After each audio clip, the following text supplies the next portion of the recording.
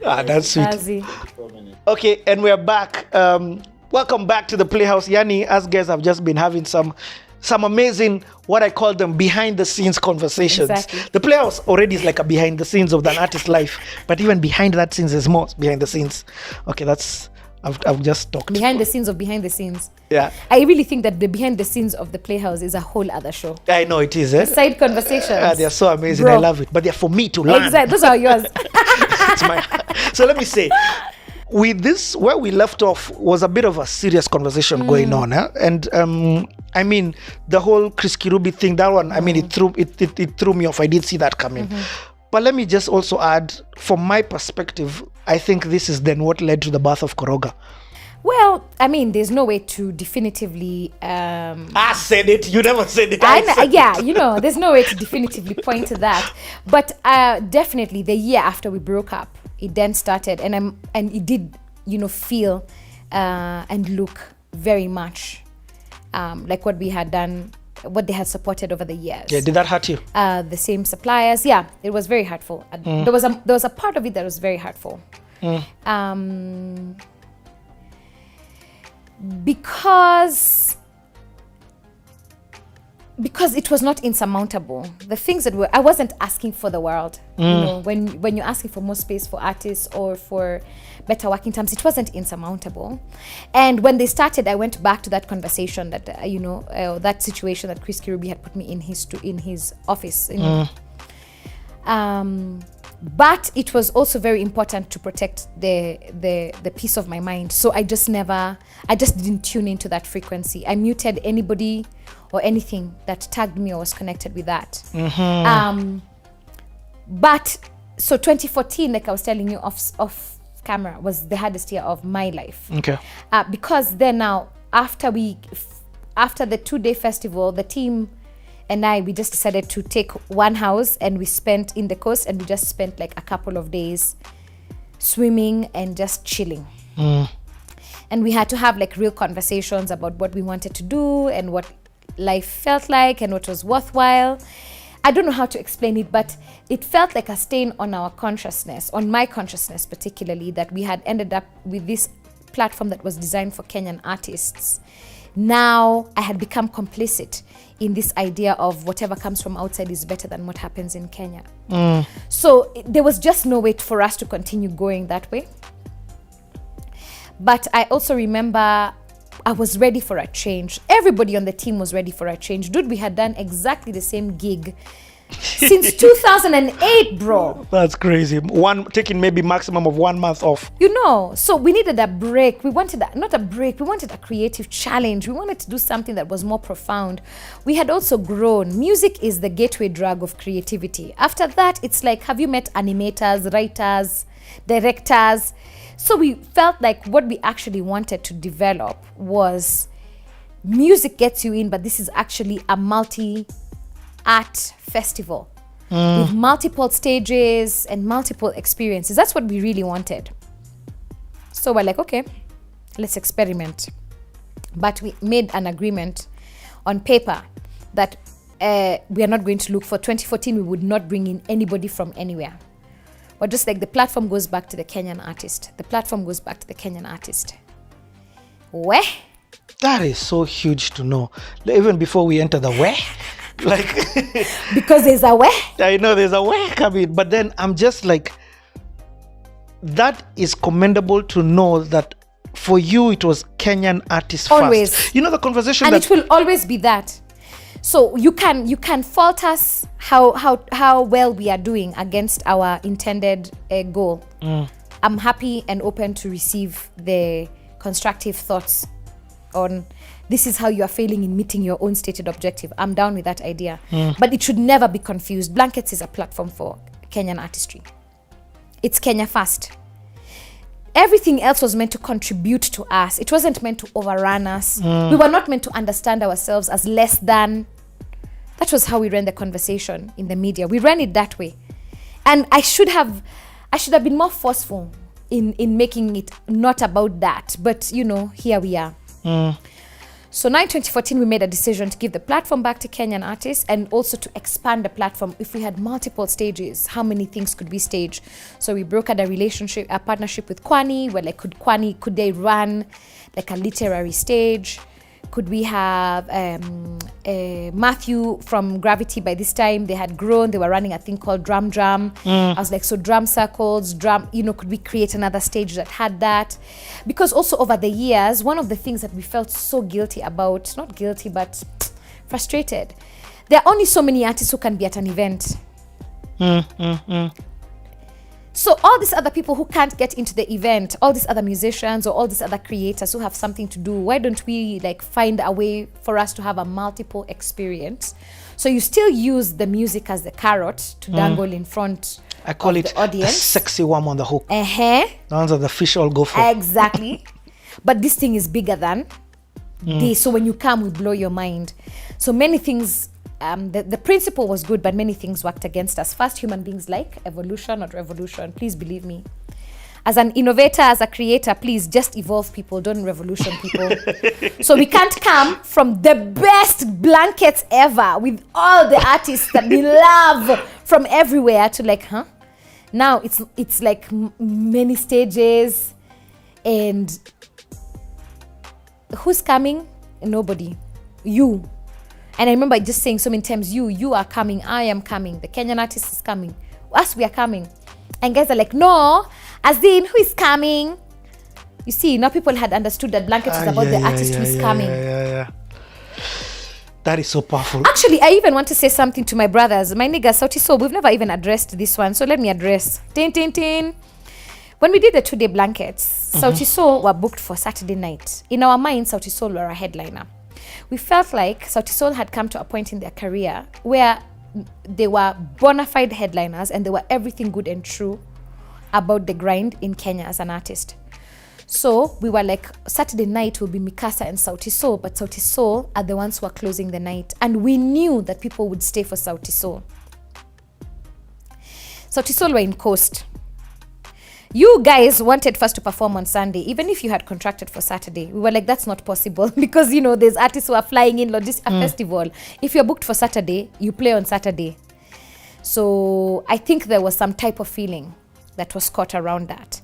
Then the second thing, and that was a very hurtful experience. You guys actually genuinely owe me an answer, even if we are an apology, even as we are friends. What Sauti Sol understood is that we've put them sort of like the DJ who plays after the main act. Where us guys were saying at this thing, which is a culmination of everything we have done since 2008, and now we're at the beginning of 2014, you guys, who we started with, of all the artists have come the farthest, that now you guys are an African pop sensation. So in your hometown, you get to close the night. MPESA doesn't get to close the night. Sauti Sol gets to close the night. That's what we meant with a lot of love and admiration. So for it to be understood as though like we were trying to like sabotage them, that was a very hard, that event was actually a very hurtful event. There was so many things that were just like, wow. Did they come through on Sunday? They came through on Saturday. On Saturday, and they closed. And gave us a lot of shit. A lot of shit. You gave us Marek. You guys gave us a lot of at that gig. You were unkind. You were fucking nasty. You thought that we meant that you were less than. When us guys were saying nobody can come into Nairobi and headline on the night when Sauti Sol is playing. Sauti Sol is the headliner. Yo. Right? But maybe because we didn't have now the media to drive this narrative, maybe Sauti Sol didn't see it how we saw it. And remember, we didn't have these friendships and artist relationships because for many years, artists understood me as a promoter. So they're just trying to see like, ooh, promoter na to screw wapi. So now they become pleasantly surprised when there's no one is screwing you anything. Just like sign your contract, have a good time, enjoy yourself. But we were like, Saturday night has to be headlined by a Kenyan. That's why we gave you guys. So you guys owe me an apology. Anyway, y'all are my homies. Let's keep it moving. So now it's 2014 and we've given back the platform, and all people can tell us day in and out is who is coming. That's how I knew we had done something wrong. So I don't know if you've people watched, are not asking out of, they're asking because of what you've taught them. You've taught them the habit. Yeah, so now people are like, your thing is okay, but the main deal is the foreigner. Dave Chappelle said that one of the things that made him uncomfortable about the Chappelle show is when he did that nigger, there's a nigger family who are the niggers. I think they're white. The milkman, there's a skit where he does where the niggers, I think, are the whites and he's the milkman who's delivering. There's a skit like that. But anyway, the thing that struck me is he said when he saw white people laughing at the joke, laughing because of the joke of the skit, that was the first time he considered that they're not laughing with him, but laughing at. So inadvertently, he had found a way to this thing that he loves and values so much, the black person and the black, he had created a situation in which it could be ridiculed and mocked. That's crazy. So that's how we felt at the top of 2014. This thing had become a mockery of Kenyan music. And we didn't want that shit anymore. Now, could we have communicated that with I think maybe what we should have done in retrospect, we should have called like a small kamukunji at Carnival. Wasanii wa Kenya mkuje mwelewe why we are turning this thing around, so that you can be proactive in helping the audience understand.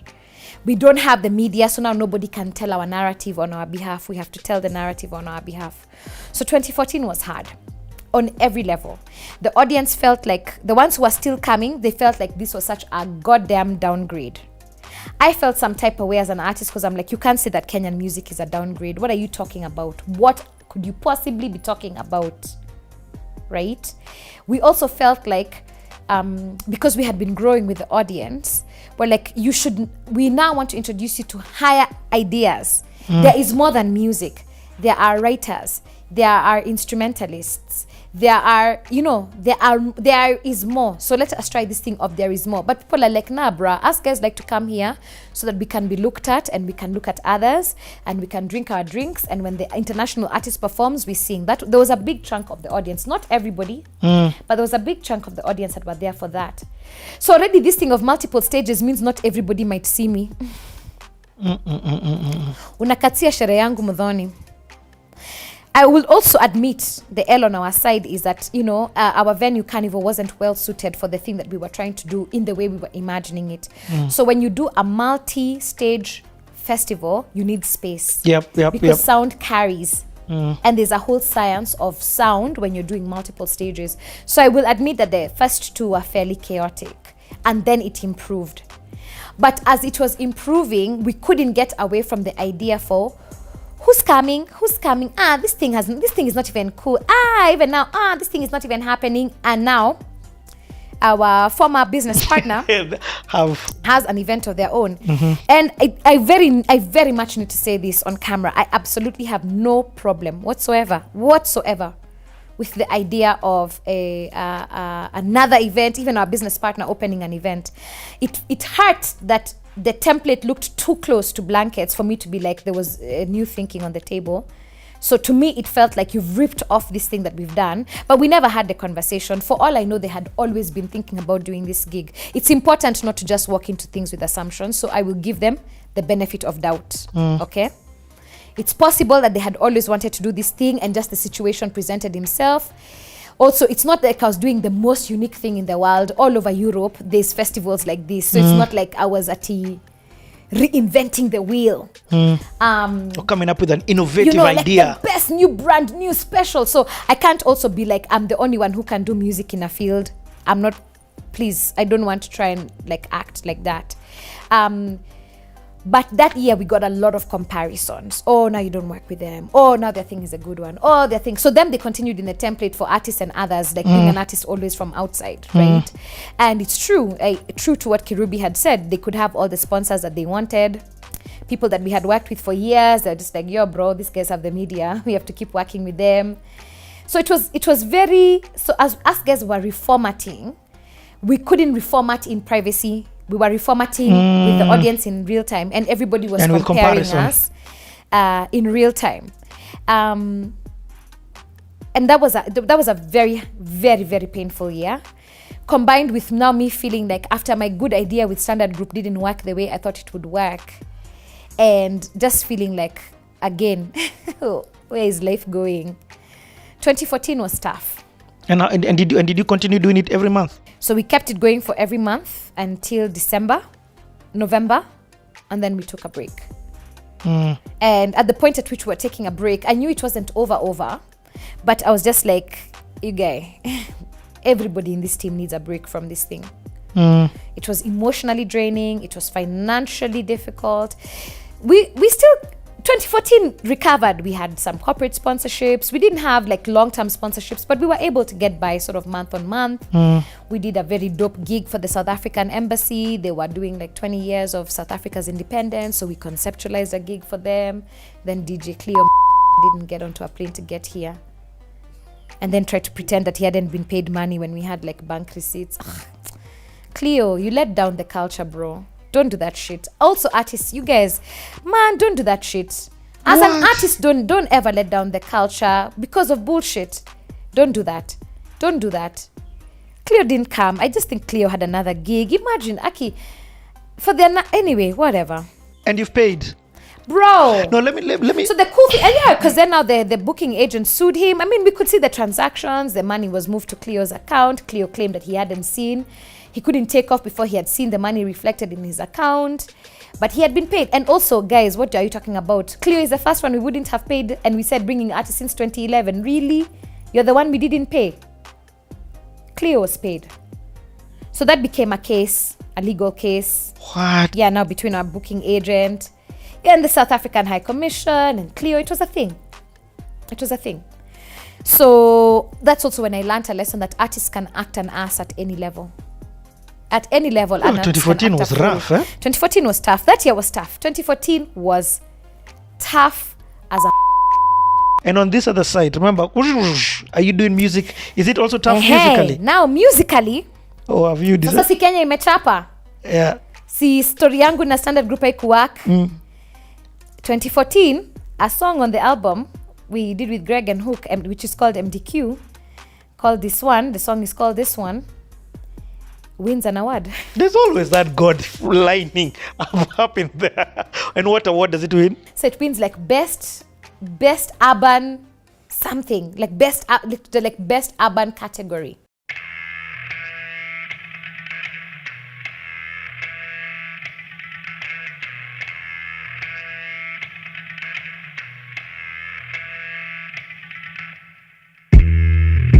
This one the classic. This one the magic. Everything you do, boy, so fantastic. But he don't see me, he don't feel me. This one don't want me, and this one don't need me. Can't get him off of me.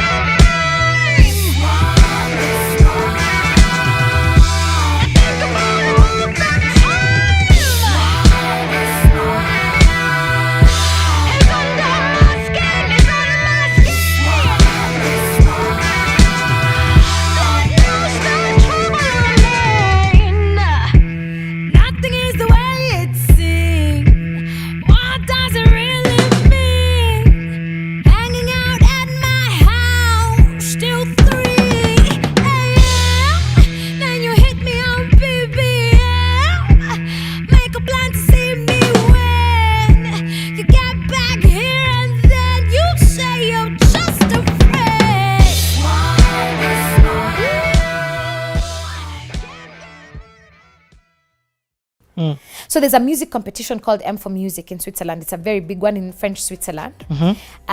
So Switzerland is a federation. So there's French-speaking Switzerland, German-speaking Switzerland, Italian-speaking Switzerland, and they came together over a period of 600 years and made a union called Switzerland. So my producers are from the French part of Suizo. So in French part of Suizo, there's a big music competition called M for Music. So they submitted, and then our song won a thing. So like, huh? Okay, dope. So the boys are like, do you think we should like I don't know, do some shows. I'm like, hell yeah, bro. Let's do some shows. So then I went in the summer of 2014.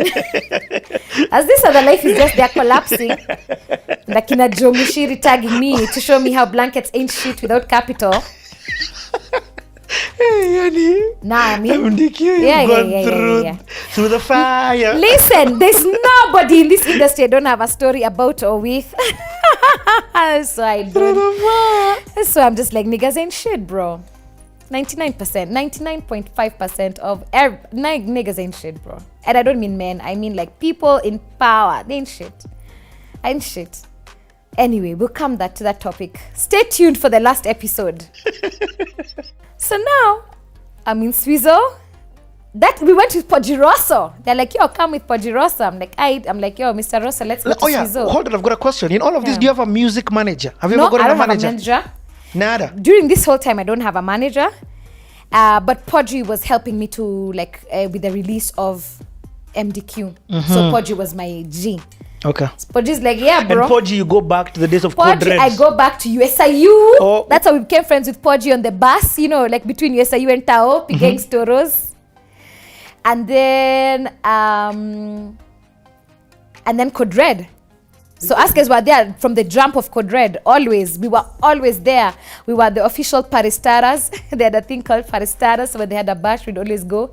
Our job was to make sure we are dancing so that people can feel like the night is fun.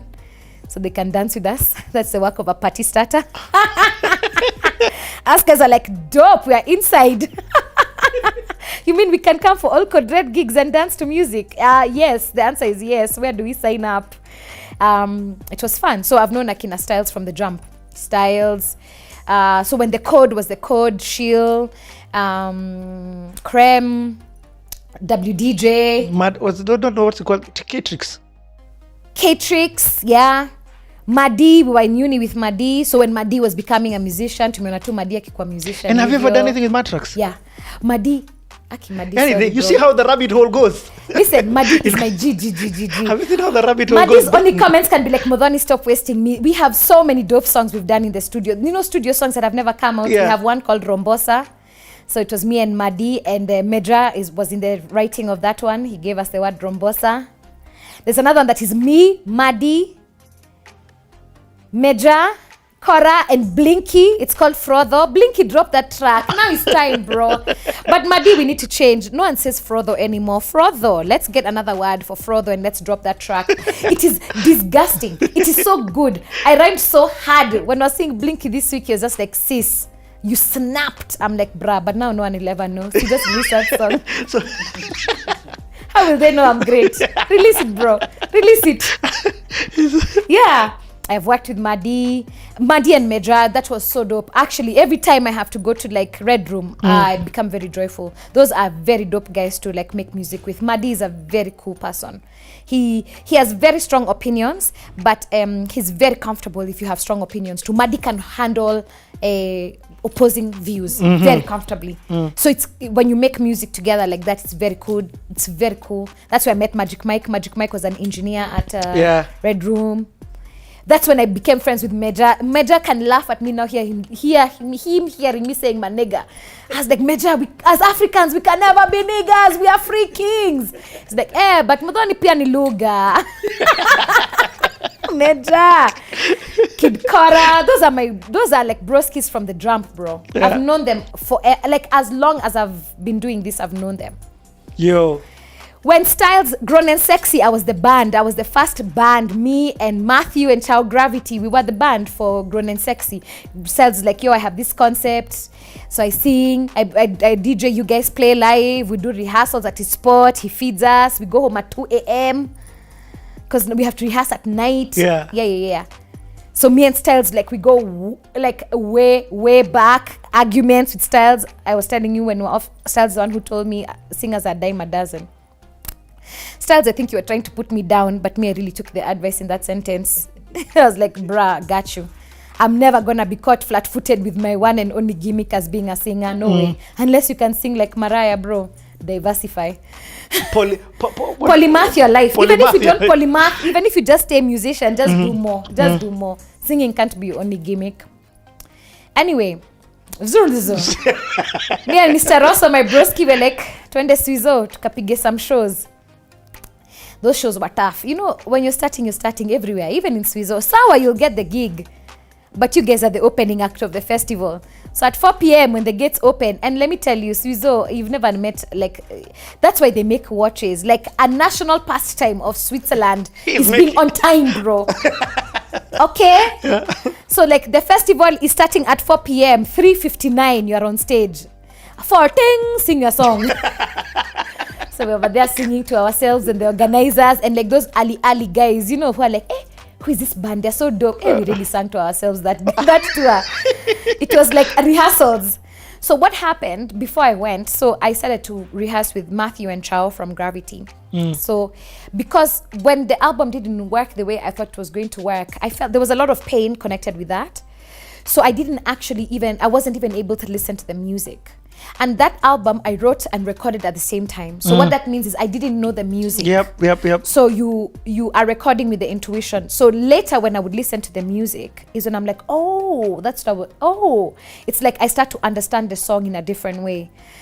So I said to Matthew and Chao, can we just get into rehearsal for me to learn this album? I don't know what we're going to do with it, but can I just get in?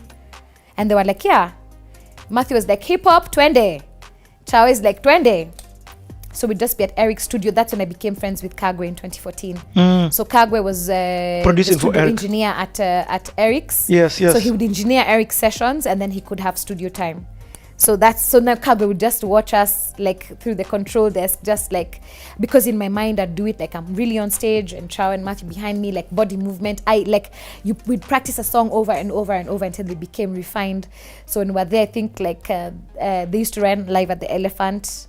So Marvin, who used to book for it, is like, I think our wanaeza. So we got our first gig with Matthew and Chao. And then we smashed it. And then this asshole kid came to tell me later, I didn't even know you can sing like that. I was at the sound desk, damn, I'm so surprised you can sing like that. Yani, you sing like that. And I'm surprised. Me, I didn't know. That's not what I've heard about you. And I was just like, wait. This Kagwe No, another kid. Oh, okay. Who was like engineering. I think it was like with Akina Jazodongo. I think I talked to him in 2018. Since that day, I was like, wait. You don't know me? You don't know me like that. We became friends with Kagwe now watching me do that. So me and Kagwe would end up kicking it. I knew Kagwe from before. He'd hit me up on Facebook, played me his music, was a producer in the UK, come home. He'd played at Blankets in 2012, the one with Dwele, he played. And then after that, we didn't see each other enough. So 2014 is now when we saw each other a lot, because we'd rehearse, I think, 3 or 4 times a week for like 4 hours a day. Then after we just kick it, me with the pink pro box, him with just talking at the parking lot. We became friends. That's how we did Hot This Year. So me and Kagwe produced Hot This Year, just because I was like, look, like drum patterns, if you take Ohangla, if you take Benga, if you're able to add this layer, I don't think the way to make Afro house is to try and make a South African, to Kenyanize South Africa. I think you need to go to root percussive instruments of Kenya. So that's how we ended up making Hot This Year, to like to show the thing, and like lyrics, me just being like, you can get away with feeling a verse with gimmicks, but don't do that. Like 20 years from now, you listen to this song and you will cringe at how gimmicky. It was so dope.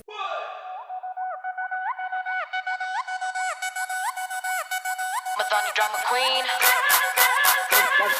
Mazi siku hizi mini nachidai. Hot step kila kona manzi wanadai. Wanasema Kagwe mazi uko fine. Wanna take selfie na mimi si mind. Well dressed, I'm a roller. I'm a spin, I'm a rise, I'm a baller. I'm too hot, mini soda. Stay, I go sick on me roller. So femi kuti wanna bang bang bang. School bell a ring a ding ding ding. No wife but many ring ring ring. Kala the shot to me a king king king. Me a bad man and I sing sing sing all the way to the bank with a big big bling. Hakuna company ki win win win. She da the bang, she da bing bing bing.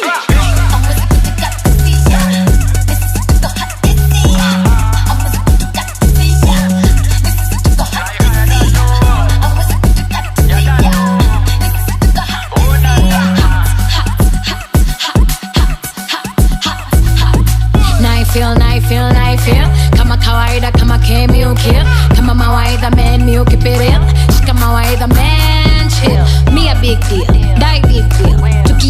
men tuna big deal. Vile tulifunga show kama 10 mil.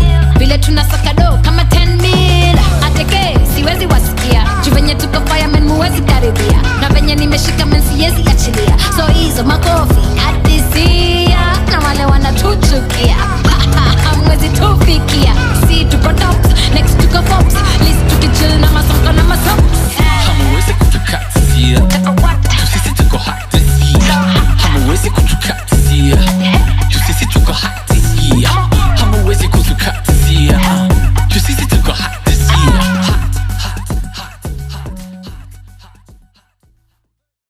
It was so dope. Like me and Kagwe became really, really like that's where we became broski. So even now Kagwe is really like a small bro for me.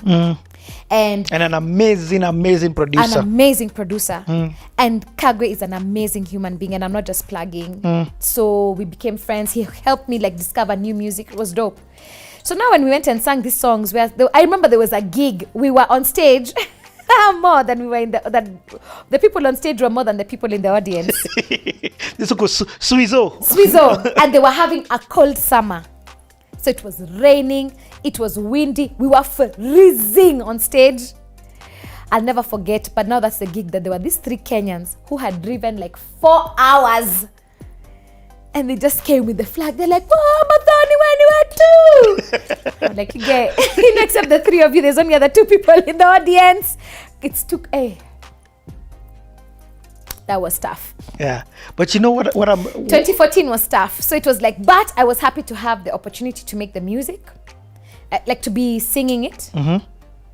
The more I sang it, the more I realized how amazing it was. So the more I fell in love with the music, and that healed me. I was like, what I was trying to do with Standard Group didn't work the way I thought it would, but it's not because of the music. This was not my L. Yes, it's nothing that you did. You played your part. My L was getting into business without understanding how the IT part of the business, how the main ingredient how it was going to work. So that's the L I take for life forever. Don't ever get into a business that you don't understand the heart of the matter, that if somebody wakes you up at 2 a.m., you can recite how that business operates. You have full visibility. That's the mistake I'm never going to make again. But in 2014, I was able to forgive myself that. I was able to just be like, I did try. The ones who had me. The ones who didn't hear me, it is well. Singing to nobody, it's also well. Because there were some festivals where we didn't sing to nobody. And so, where the festival opens the gate at like 2, but then the first performance is at 5. And it's you guys. Yeah. Yeah. So now guys have buzzed kidogo. They're not at late, but they're like at least 2 drinks in. So they're like, hey! So we're like, yeah, B. So that first one, it was like, okay, not so bad. Because of the award we had won then in 2014, because we won the award later in the year. We did the tour and then we won the award. Oh, okay. So we were invited to play a show at the top of 2015, which is, they call it a music showcase. So in, can I say, music markets that work, because there's so many festivals, right? So if you think that there's like 800 music festivals in Switzerland, outside of the venues that do programming every Thursday through to Saturday, through to Sunday, right? Outside of all the indoor venues, so there's outdoor festivals, indoor festivals, venues themselves.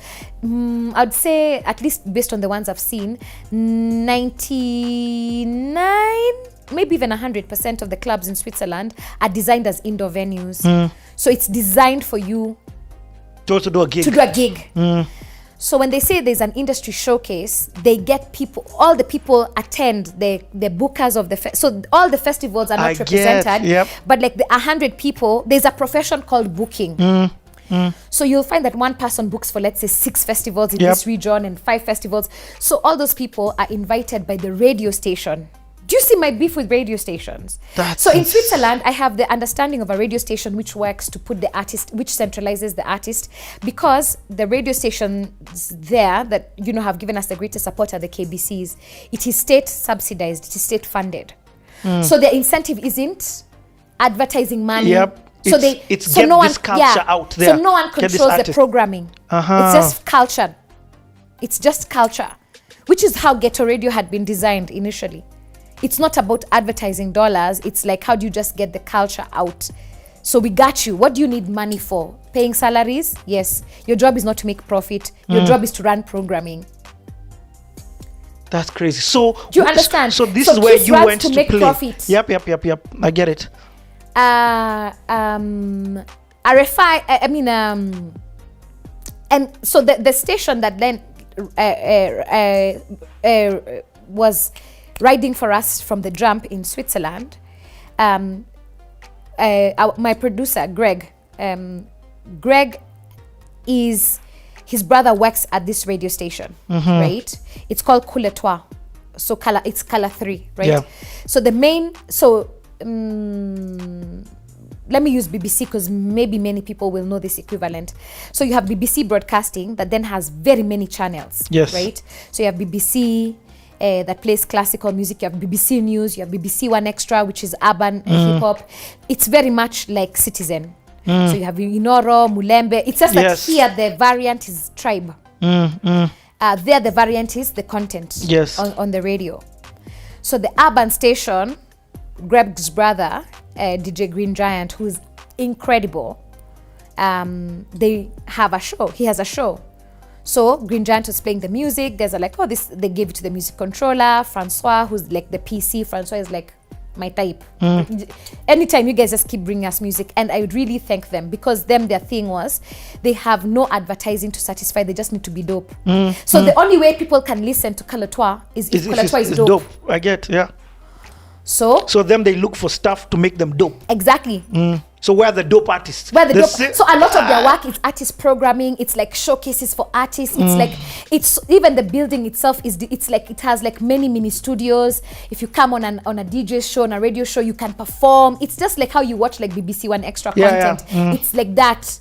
But the thing I should say is Switzerland is first world. There are very few places I've gone in the world that are first world. Switzerland is it's not America.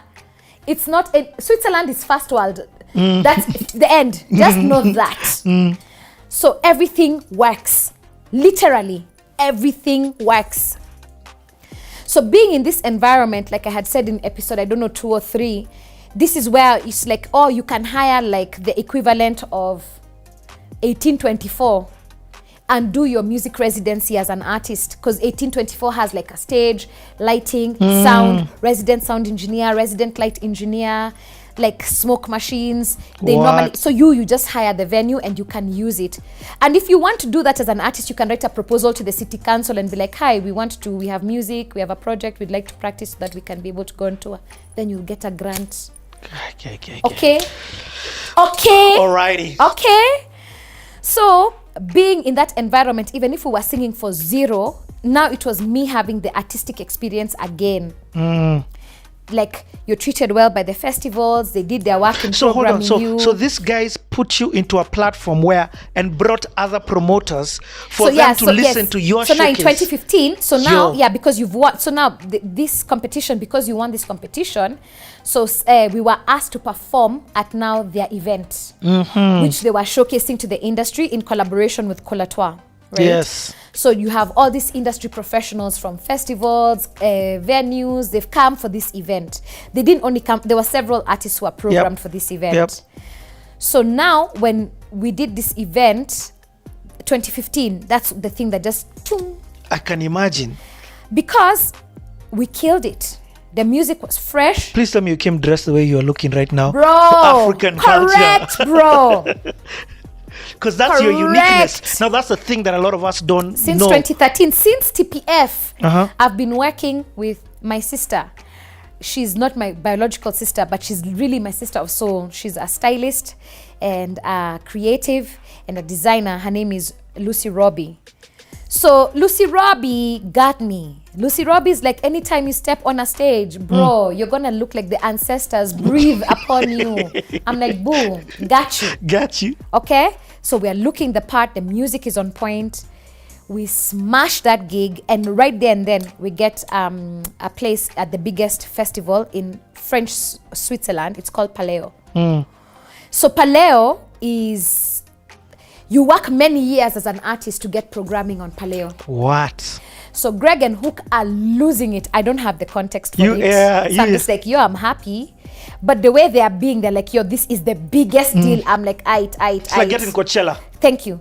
So from when I came home because I think the showcase was in January or February in 2015. From when I came home, I was just like, workout, dance, sing, bro.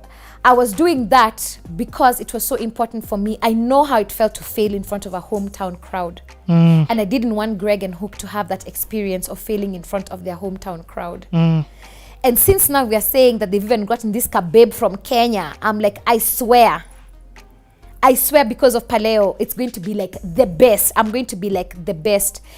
By the time we're doing Paleo in the summer, I was so ready. I had no nerves. That was the first show where I was like, oh, you can have no nerves. The show was so practiced. We had practiced top down. And who are you going everything. with? So now this one is just me and the Swizzos. Okay. So because by this point, it's like the easiest thing is put together a band in Switzerland. That's the easiest thing to do. First getting a Swiss visa. So just sort out your, and also because in case the project ends up getting legs, it's much easier to work with a team on that side.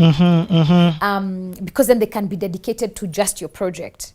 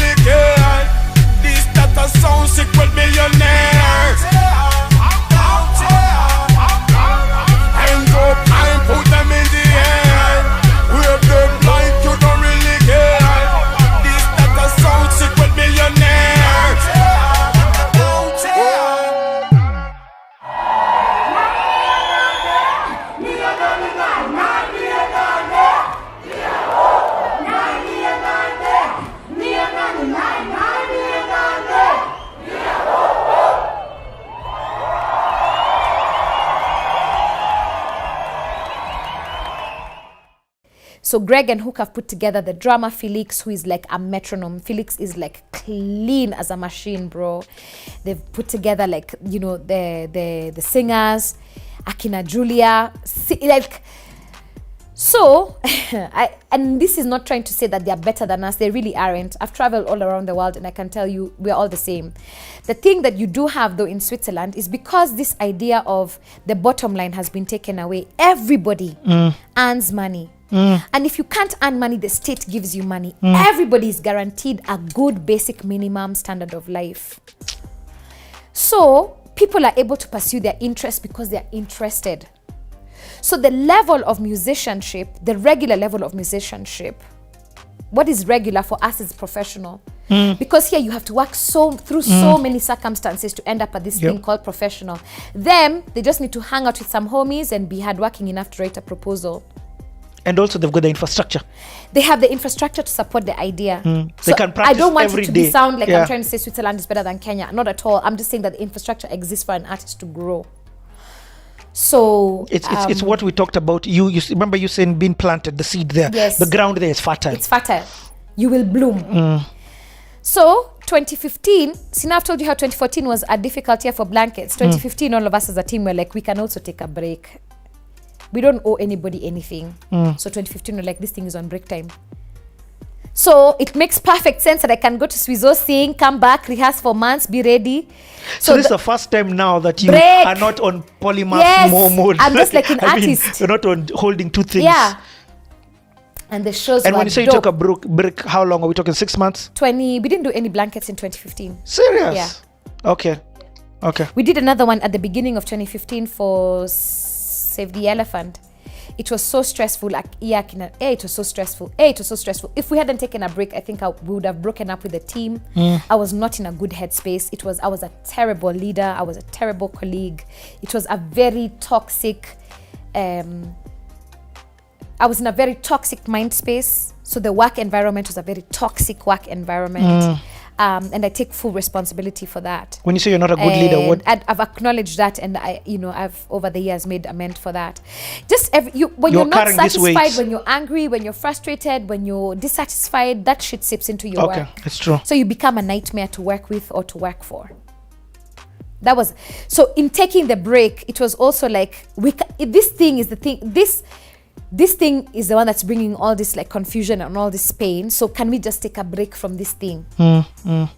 Just take a break. Nothing will happen. You'll just take a break. If you never come back, oh well. If you come back, hopefully you'll be in a better place. In fact, don't come back until you're in a better place. Mentally, emotionally, financially. Don't come back until you know more answers. So I think that just having the space to breathe, we'd meet here a lot and now like just discuss. So what do we do? How do you see life? What do you want to do? Just talking with the team. So we started to develop a thing that was then to be birthed months later called Africa Nouveau, which is our second festival.